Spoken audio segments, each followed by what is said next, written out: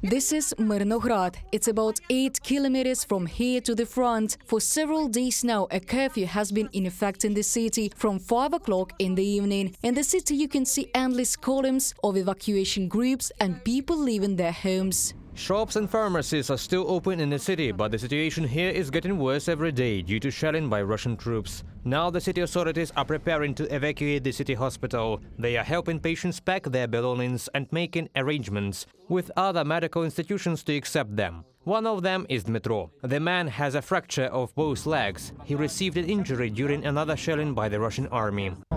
This was an X-ray when I was brought in on August 6. A fracture of 2 heels, 2 legs, the left and right leg. Dmitro lived in Vuhledar before the full-scale invasion. Saving his life, he moved to Kurakhove. When the situation worsened there, he evacuated to Myrnohrad. Now the man only has a small bag of personal belongings left. Ваш багаж совсем нету, да? Нету экстра одежда, ничего, да? Вот в чем есть привезли. Это все, да? Да, Вы прыгали и все. А у вас нету друзья или фамилия, семья недавно, у вас нет такого?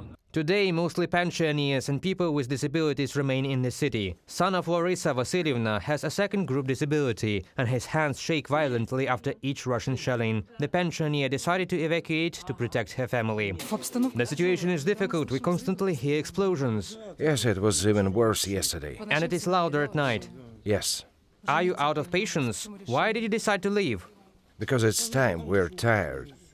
If the residents of Myrnohrad can be evacuated with minimal risk, then its neighboring Novohrodivka, the situation is much more complicated. As a result of constant shelling by the Russian army, a curfew was introduced in the city. Evacuation groups have only 4 hours a day to save civilians. All roads leading to the city are attacked by Russians with combat drones. Were you already evacuated in an armored vehicle? Yes. You heard that everything was getting worse, right? Yes, we did. It is very loud, very alarming, painful, bitter and hurtful. Is it painful to leave your home? Well, yes, of course, we've been living here for so long. But life is more important, right? Yes, and it seems to be continuing. The longer it goes, the more you want to leave, to be honest. The older you get, the more you start to value life, I guess.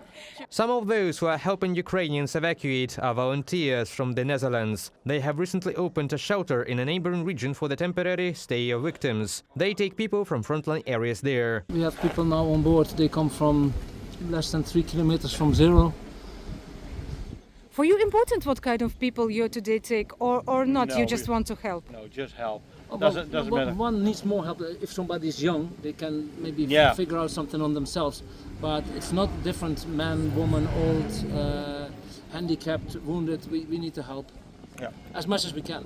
The intensity of military actions in the Pokrovsk district changes every hour. On August 14th, more than 200 children with their parents were evacuated from the region. However, according to regional authorities, about 1,500 children still remain in a 10-kilometer vicinity of the front. Reported by Pavel Shtelmach, Alena Hramova, UATV News.